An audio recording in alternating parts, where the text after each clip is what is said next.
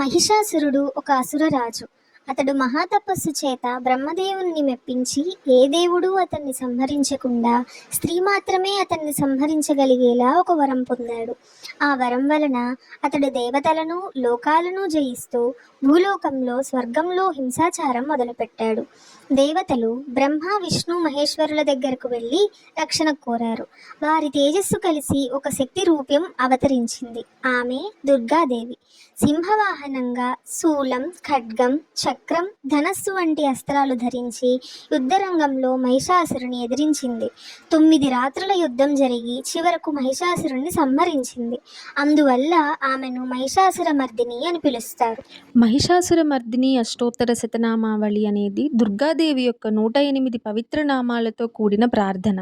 ఇది ప్రాముఖ్యం ఏంటంటే, ప్రతి నామం దేవి యొక్క రూపాన్ని, శక్తిని, గుణాన్ని సూచిస్తుంది. ఈ నామాలను జపించడం వలన మనసు పవిత్రమవు.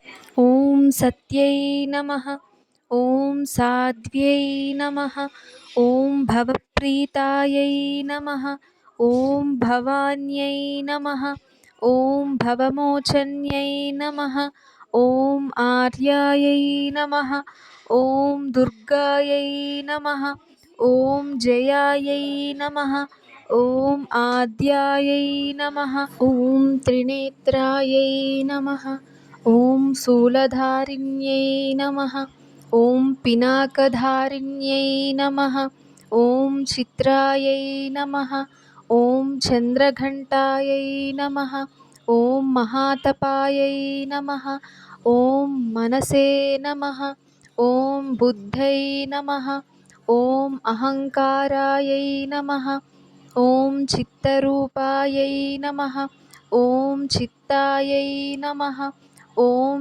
చిత్యై నమః, ఓం సర్వమంత్రమయై నమః, ఓం సత్తాయై నమః, ఓం సత్యానందస్వరూపిణ్యై నమః, ఓం అనంతాయై నమః, ఓం భావిన్యై నమః, ఓం భావ్యాయై నమః, ఓం భవ్యాయై నమః, ఓం అభవ్యాయై నమః, ఓం సదాగత్యై నమః, ఓం సాంభవ్యై నమః, ఓం దేవమాత్రే నమః, ఓం చింతాయై నమః, ఓం రత్నప్రియాయై నమః, ఓం సర్వవిద్యాయై నమః, ఓం దక్షకన్యాయై నమః, ఓం దక్షయజ్ఞవిసాన్యై నమః, ఓం అపర్ణాయై నమః, ఓం అనేకవర్ణాయై నమః, ఓం పాటలాయై నమః, ఓం పాటలావత్యై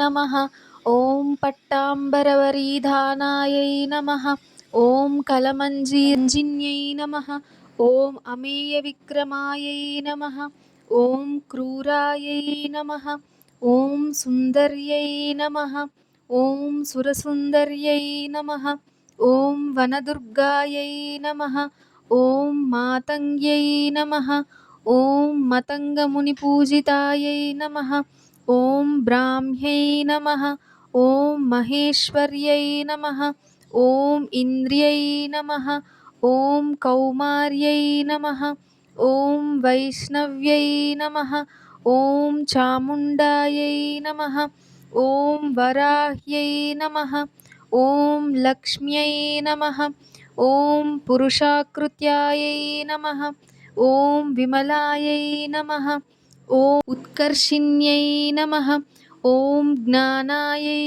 నమః, ఓం క్రియాయై నమః, ఓం నిత్యాయై నమః, ఓం బుద్ధిదాయై నమః, ఓం బహుళాయై నమః, ఓం బహుళప్రేమాయై నమః, ఓం సర్వవాహనవాహన్యై నమః, ఓం నిశుంభశుంభహన్యై నమః, ఓం మహిషాసురమర్దిన్యై నమః, ఓం మధుకైటభహంత్రై నమః, ఓం చండముండవినాశిన్యై నమః, ఓం సర్వాసురవినాశాయై నమః, ఓం సర్వదానవఘాతిన్యై నమః, ఓం సర్వశాస్త్రమయై నమః, ఓం సత్యాయై నమః, ఓం సర్వస్త్రధారిణ్యై నమః, ఓం అనేకశస్త్రహస్తాయై నమః, ॐ अनेकास्त्रधारिण्यै नमः।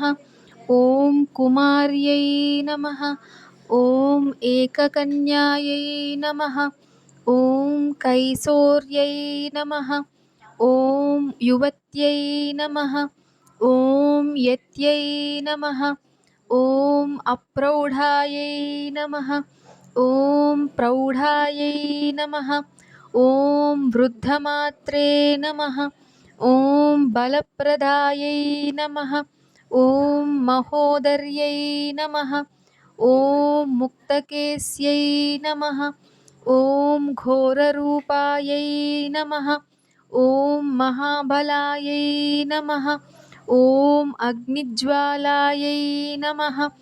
ॐ रौद्रमुख्यै नमः। ॐ कालरात्र्यै नमः।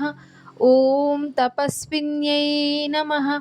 ॐ नारायण्यै नमः। ॐ भद्रकाल्यै नमः।